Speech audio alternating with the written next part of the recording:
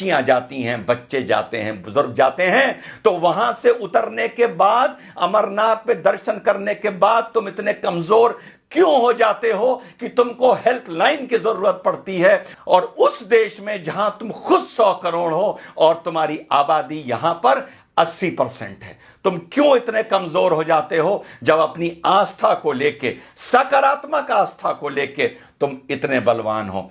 10 बार बता चुका हूं, मुसलमानों को समझाया नहीं समझे, 10 बार पहले बता चुका हूं और अब बता रहा हूं, एक हो, टीका लगाने से शर्माओ ना। सरदार 7 मीटर की पगड़ी पहनता है, उसको प्रॉब्लम नहीं होती, उसे गर्मी नहीं लगती। आपने अपनी धोती छोड़ दी, आपने भारतीय संस्कृति का प्रतीक, आपने अपनी धोती छोड़ दी। क्यों छोड़ दी?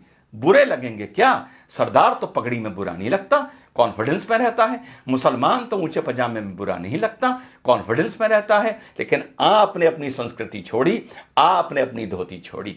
रोज नहीं पहन सकते, महीने में एक बार पहन लो।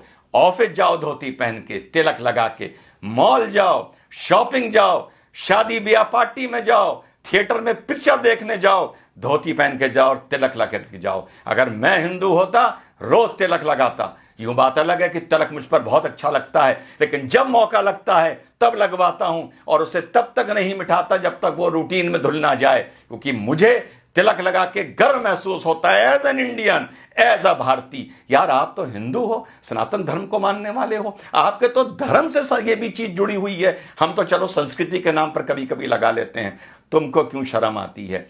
इस शर्म से हिंदू नौजवानों बाहर आओ। आपकी हिंदू महिलाएं मंगलसूत्र पहनती हैं, सर पर सिंदूर लगाती हैं, माथे पर बिंदी लगाती हैं। आप क्या करते हैं? ये अपनी निशानी बताने के लिए कि ये हम भारतीय हैं और भारतीय हमारी संस्कृति है। आपने सोचा दाढ़ी रख के इतनी बड़ी सरदार भाई बहुत हैंडसम होते हैं अंदर से, लेकिन वो कहते हैं हमें कोई नहीं मतलब, पगड़ बांधेंगे, दाढ़ी रखेंगे, हमें अपने फीचर्स नहीं दिखाने किसी को, और तब भी कितने खूबसूरत लगते हैं। मूंछ कटा के मुसलमान कोई खूबसूरत नहीं लगता, ऊंचा पजामा पहन के कोई मुसलमान खूबसूरत नहीं लगता।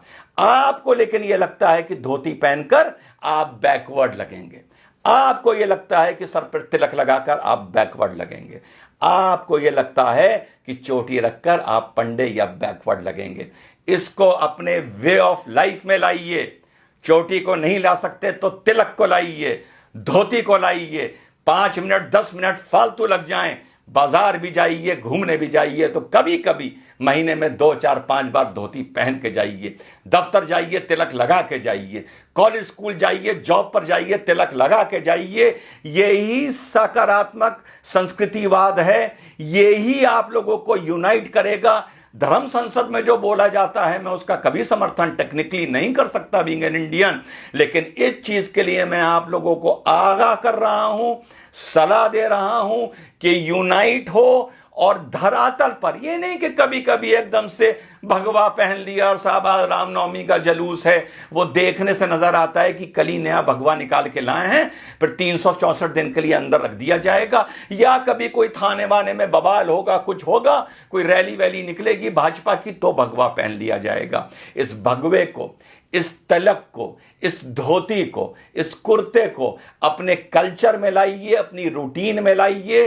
आप अगर यूनाइटेड हैं सकारात्मक नजरिए से, तो आपको किसी हेल्पलाइन की जरूरत नहीं पड़ेगी। खुद ताकतवर होइए, खुद यूनाइटेड होइए।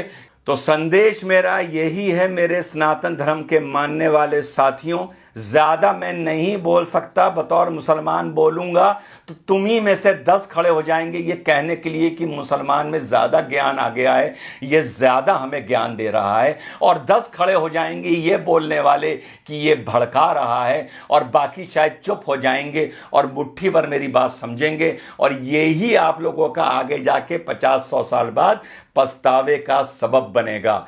तो आप लोगों को मेरा यही संदेश है, सकारात्मक तरीके से यूनाइट करिए, सकारात्मक तरीके से अपनी संस्कृति को पुनः जीवित और पुनः पैदा करिए। तिलक को अपना वे ऑफ लाइफ बनाइए, बीच बीच में धोती कुर्ता पहनने को भारतीय संस्कृति की वो पोशाक है, उसे अपना वे ऑफ लाइफ बनाइए, मत शर्माइए। सिख नहीं शर्माता, मुसलमान नहीं शर्माता, तो हिंदू क्यों शर्माता है? हिंदू क्यों सोचता है कि मैं धोती कुर्ता पहनूंगा तो मैं बैकवर्ड लगूंगा? मैं धोती में बहुत अच्छा लगता हूं, मैं तिलक में बहुत अच्छा लगता हूं। जब भी जीवन में मौका मिलता है मैं धोती पहनता हूं, कुर्ता पहनता हूं और तिलक लगाता हूं। जैसा मैंने पहले बताया, अगर मैं सनातन धर्म का मानने वाला होता तो 365 दिन में से 365 दिन तिलक लगाता। ये आपको मैं ड्यूटी दे रहा हूं कि कल से अपने माथे पर जहां भी जाएं, काम से जाएं, कहीं जाएं, नौजवान जाए या बुजुर्ग जाए, माथे पे तिलक लगा के जाए। जय हिंद, वंदे मातरम।